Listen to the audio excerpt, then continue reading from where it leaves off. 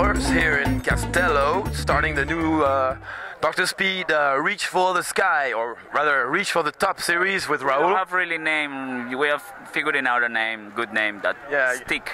Yeah, something that with a punch, you know. But the idea, the general idea is to find tips from the champions or good pilots to reach to the top.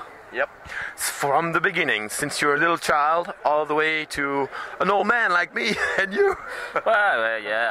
Whatever. It takes time, you know. Good things take time. Yeah. So we're gonna ask them what made them decide to start flying competition, and what they had to do, what they have to stop doing in exchange. One thing is very important. I have to say is all this is about up and down. Yeah. Well, and also left and right. Sometimes, yeah. And with an angle. Yeah. So we are waiting for a good pilot. But we'll talk about the physical abilities, the training, physical exercise you have to do, because you have to be in shape. Well, after competitions where we fly 3 or 4 hours every task, but we have to wake up early to breakfast. We have to go up in the car hour and a half. Make it short. Yeah, it's kind of all days you need to be in shape. I see you running all the time, man. You really take your body seriously. So, and I think Peter Nunchuander too. We're gonna ask Peter soon. Huh? What are the question? The body, the brain also? Is a balance of both, because we can see in other pilots that they are barely walking and still are very good. So it's a balance. Okay, so series. This is the number 1 of the series in Castelo. We'll have more in other countries probably. Maybe with Dr. Speed Europe. Maybe Raul is not going to be in Europe for all the comps. Maybe my wife let me go soon. Maybe. Okay. Okay, see you at the takeoff, because it seems like we're going, no? I hope we go to the takeoff. All right. I have a cramp in my arm. See you there, guys. Yeah. So,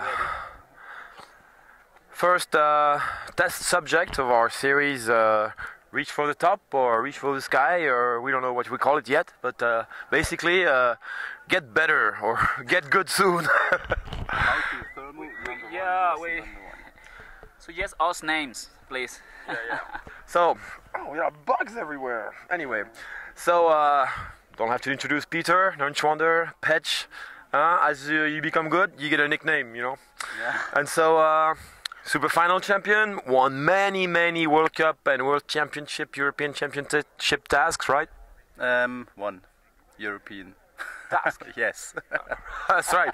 But I remember it. I was there. It was in Greece, right? Exactly. I could have won that one, but I was too shy. I saw you overtaking me in the final.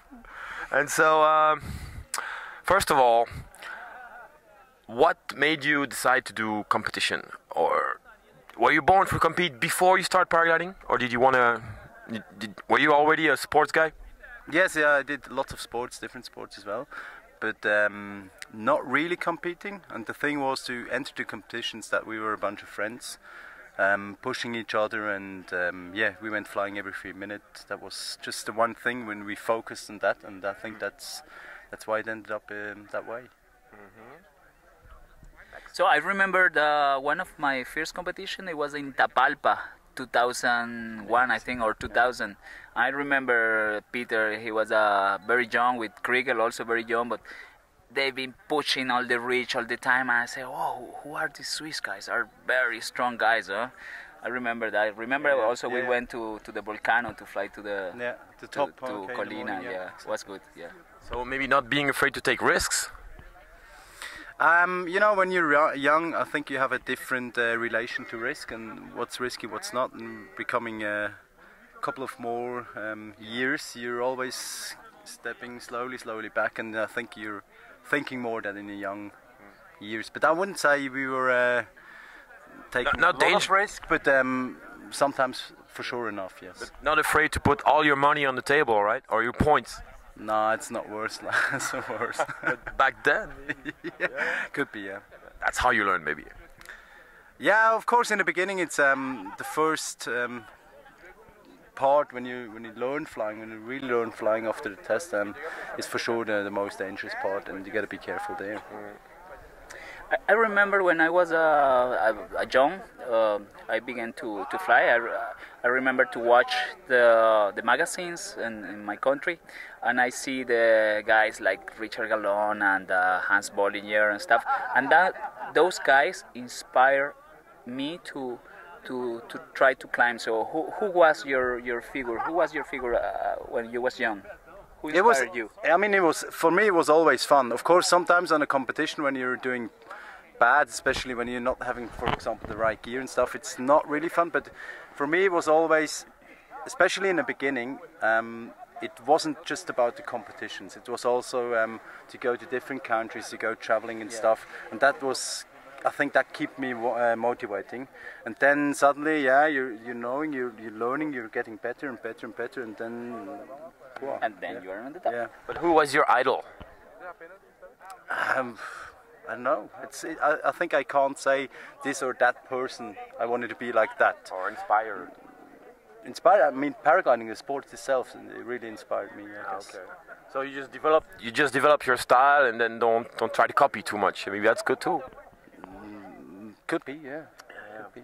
And so it's also important maybe not to be afraid to lose. Not if you come only to win, you can only be deceived. But how about that, huh? I think that's a progress. First, you have to lose, and then after that, I think you can win. I think it's a bit about that, because you want success in the first World Cup, or some people they do, but then they fall again somehow, you know, and then suddenly they don't come anymore to competitions because they say it's no fun anymore and stuff like this, and yeah. And well, talking a little bit more of your focusing in competitions, how is your training to go to one special competition or here or there? Do you have a special routine to do? You have a special training method? Not really a special training method, but I'm always flying a lot. Even if my job is about flying, so I do lots of tandems and stuff. And in my spare time, I go always free flying. But you know, for example, if you come now to Brazil, the conditions here are totally different than flying in the Alps. So to really train on a certain competition is somehow impossible, you know. Yeah. And I think the key is to adapt your style to the area where you are as fast as possible, and that makes you good or a bit less good. And your shape, you look in the shape. Do you do a special training like jogging or? Yeah, he went running. Went running 4 hours with Torsten. Yes, just the other day we went over there on the peak to the other takeoff, and yeah, it was already dark when he came home. Now I think physically you need to be in good shape, of course, and you can't. I mean, sometimes you fly for a couple of hours and you need to be concentrated and stuff like this. And if you're not in physically good shape, you're not there. I do lots of mountain biking back home, a bit of running, and I used to play football for a long time. Oh, good. This was sort of like a good change, you know. My turn. Okay, talk about the sacrifice. What did you have to sacrifice to be where you are, to do what you really want to do? What did you study? What was your study in school? I did normal school, and then I did an apprenticeship as an electricity mechanic. Yeah, so you had to give up electricity mechanic and all the money you could make to start up paragliding, and maybe not. It was like that. It started at the same time. When I came out of the regular school, I did this apprenticeship that takes 4 years in Switzerland, and exactly at that time I started paragliding, also with Steph Wies together and with Bruno and all those boys.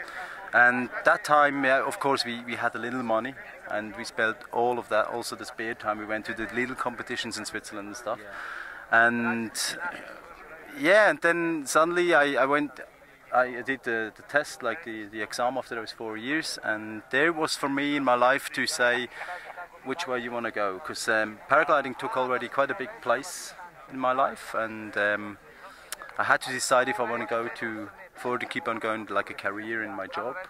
And I did 1 more year of school. It's like how do you call it in the US, maybe high school or something like this. So it's like this middle school when you go before you go to university. And then I said, nah, I wanna go flying. And then I started to do many tandems. I became an instructor, and yeah, it was all set up on paragliding then. Yeah. So really focused